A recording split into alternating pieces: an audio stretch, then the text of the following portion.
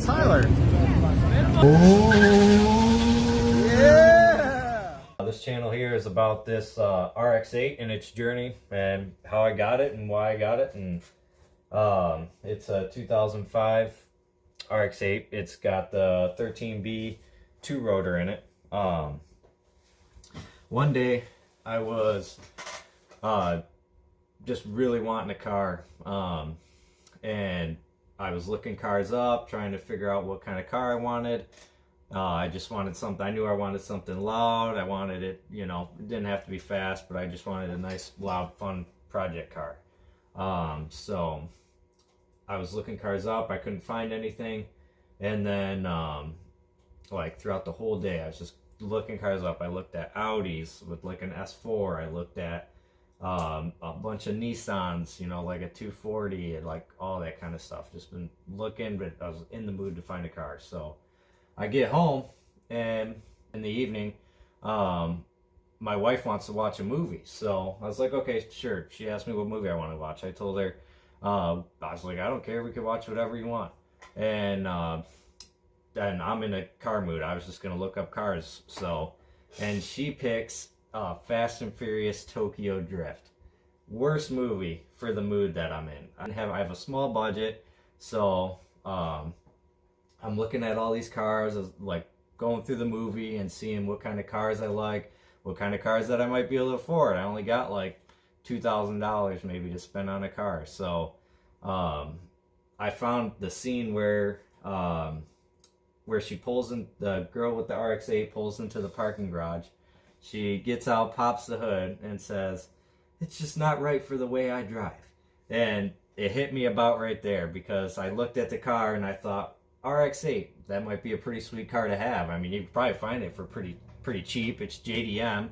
I mean, it's a rotary. Rotaries are cool, right? So look them up, and I live in Michigan, so I find this car and it said $2,000. I have it marked out. Okay, it used to be $7,800. Then they crossed that out and said it's on sale for $2,000.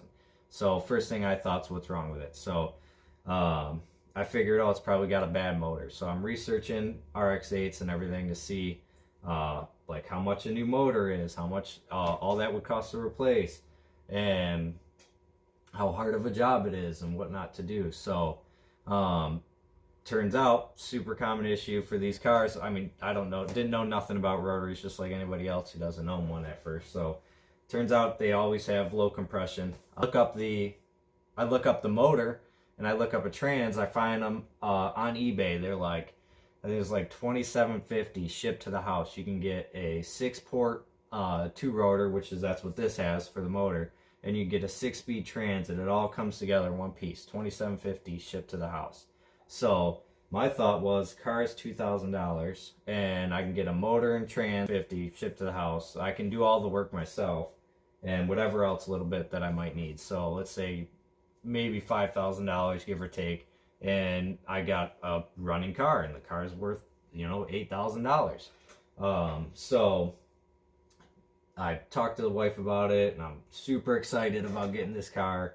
So I submitted an inquiry to get the car, and I just went to bed. Next day, I wake up, I go to work, and while I'm at work, I looked at that dealership. They opened at 8 o'clock. Right at 8 o'clock, I give them a phone call and talk to the salespeople, and they were very adamant on telling me that it has a bad motor and it's a mechanic special. So so I told her, I was like, yeah, that's okay. I asked a couple questions, and and then she sent me over to service so I could talk to them, and come to find out, the car was running when they had first gotten it. They got it in on a trade-in, and it was running. It was parked on a lot for a couple weeks, and then they went out there to go start it, and it wouldn't start. So they pushed it in, they tried to diagnose a bunch of things, and they still couldn't get it running. So that's the story they told me, and I was pretty excited about that. I thought that it could just be something, it might just be something simple, or maybe it's got a bad motor, whatever, either way. So I call sales back, and I tell them I don't want to pay any more than $1,500 out the door for this car. and she jumped right on it and said yeah. So she went and talked to the manager. Manager called me back. They were also happy about it. So paid for the car right there over the phone. Didn't inspect it or nothing. Just paid for it. I had a thought in my head. I used to be a mechanic for 6 years, and I was a used car mechanic for quite some time, and I've seen cars sit on lots all the time. And I thought, well, I'm sure they looked at the battery and the starter and all that stuff. And I was wondering, I was like, man, I've seen this before, this kind of thing, very similar. I was like, it might be a fuel issue or something easy. Maybe an animal got up there and was chewing wires on the fuel tank or something. So either way, I went in it with that. I got to Indiana. It was a hellish day. It was friggin' 8 hours there and like 8 to 10 hours back. Just the traffic was horrible. It was pouring the whole day. We finally get back, push the car into the garage, and I finally go to try to start it just for shits and gigs. And I look, and no fuel pump starting or nothing. I just walked, then the battery was completely toast, so I just walked away from it. A couple weeks later, I finally get some time. I come out into the garage, and very first thing I do, the very first thing, was I opened the side door, I took the back seat off, I popped the cover for the fuel tank, and where the fuel pump is, and sure as shit, there's a mouse nest, a big old mouse nest, right on top of the fuel pump. Wires all chewed up, smells like mouse piss. I mean, just horrible. So I cut all those wires, solder in all new wire, fix the connection, and clean everything up, and go to turn it over, or go to turn the key on, nothing. So I get the jump box on it, I get a charger on it, I go to try to turn it over, nothing. I finally looked at the fuses, and come to find out, it was a little weird. The fuel pump fuse was missing, so maybe they were trying to diagnose it. So I go and I find a 20 amp fuse. I put the 20 amp fuse in, and then I put the jump box back on, and I go to turn the key over. Fuel pump's now priming. I was like, awesome, this is great. This thing might actually start. I mean, wicked killer deal. Like $1,500 for a car, got it running. I mean, it's insane. So start it, still nothing. So I look more into the engine bay. I'm looking all around, and I find just so many things were wrong. Just so many small things. It had looked like they were trying to diagnose it, and maybe just were told to just stop with it, and they left it where it was and pushed it outside. I found and then I looked at the spark plugs, and there's 4 spark plugs. They're on the driver's side of the car.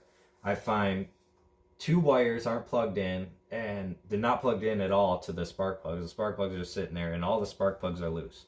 The spark plugs, I put the wires in, and I go to start it, and still nothing. So I had to look up a diagram to see exactly where the routing is for the wires. I've never worked on a rotary. I don't know how they all are, you know. So I put the wires into the spot from the coil packs down to the spark plugs where they're supposed to go. Got the fuse in there. I got all the wires repaired, and I got now I have jumper cables and a jump box on the battery because this thing is just toast. And I'm going to start it, and it's just cranking and cranking and cranking. And then finally, just finally, after like just 10-15 minutes, I was finally getting it cranking, and she fires up, and just, I mean, immediate smoke came out. It was all white, just white smoke. There's so much fuel inside the motor, probably from me just trying to start it before. And completely smoked out the garage.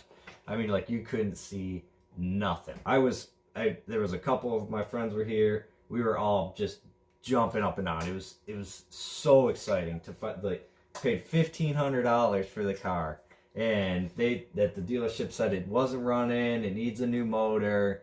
And so I just, on a hunch, I had thought, oh, there's got to be something going with the fuel. And I mean, I got it running. So I take it out on the road, and you know, I'm babying it for a little bit to make sure nothing's gonna blow up on me.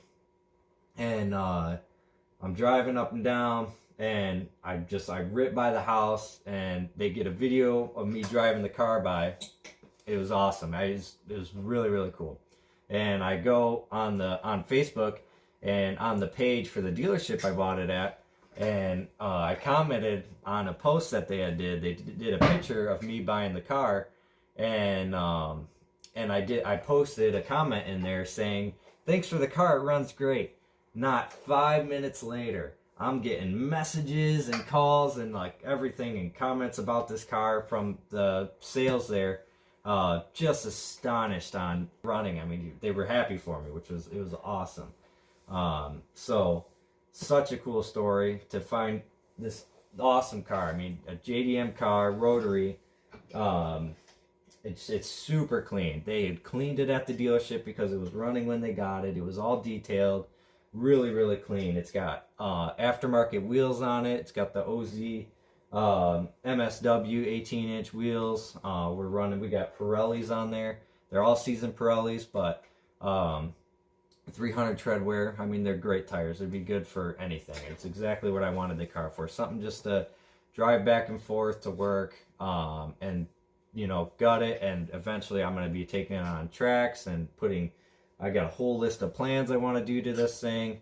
I'm going to do all lights under it. I want to make it super light, stiffen all the suspension, put it on coilovers, wide body kit, all that good stuff. So super excited about this car. I mean, I just cannot wait to get my hands into it and keep on working on it. So please follow along and just enjoy everything, watching this car, watching it grow from nothing, from getting a wicked killer deal on it.